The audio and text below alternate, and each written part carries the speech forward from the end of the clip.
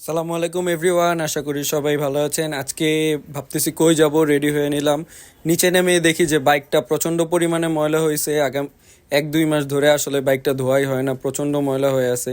আমার বাইক সাধারণত এত ময়লা থাকে না। পরে এক ফ্রেন্ডকে পিক করলাম। পিক করে আমি, আমার ফ্রেন্ড আর রাফি, আমরা তিনজন মিলে বের হয়ে গেলাম। বাইরে যাব, আমাদের একটা মিটিং আছে আজকের জন্য, মিটিংটা অ্যাটেন্ড করার জন্য। তো এই যে মালিবাগ ফ্লাইওভারে একটা হ্যারিয়ারের সাথে দেখা হয়ে গেল, একটু টানাটানি করতেছি। টানাটানি করতে করতে অলমোস্ট আমরা কাকরাইলের দিকে এসে পড়লাম। আর এই যে মাঝখানে একটা ছাপরি রাইডারের সাথে দেখা হয়ে গেল, কি যেন এক আকার ইঙ্গিতে কি যেন বুঝাচ্ছে আমাকে। পরে আমরা এই দুষ্টামি ফাইজলামি করতে করতে মিটিংয়ে চলে গেলাম। দেন মিটিং শেষ করতে করতে অলমোস্ট সন্ধ্যা হয়ে গেল। তো ভাবতেছি কই খাবো, আমাদের লাঞ্চও করিনি। তারপর ভাবতেছি কই খাবো।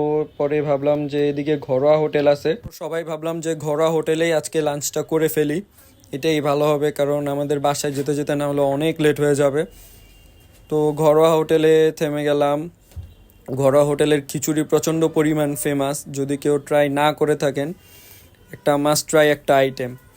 আমি আগে কখনো খাইনি, বাট শুনছি অনেকবারই যে এখানে খিচুড়িটা অনেক বেশি মজা।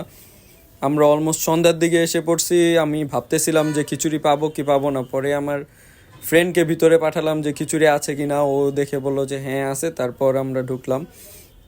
খিচুড়িটা আসলেই প্রচণ্ড পরিমাণে মজা ছিল। আমার তো আরেক প্লেট খাইতে ইচ্ছা করতেছিল, কিন্তু আমার পেটে কোনো রকম জায়গা হচ্ছিল না।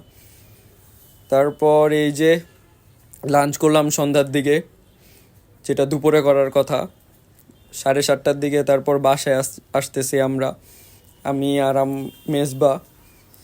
তো এই ছিল হচ্ছে গিয়ে আমার সারাদিনের প্ল্যান আজকে। সবাই ভালো থাকবেন, সুস্থ থাকবেন। Stay right with Sadat. আসসালামু আলাইকুম।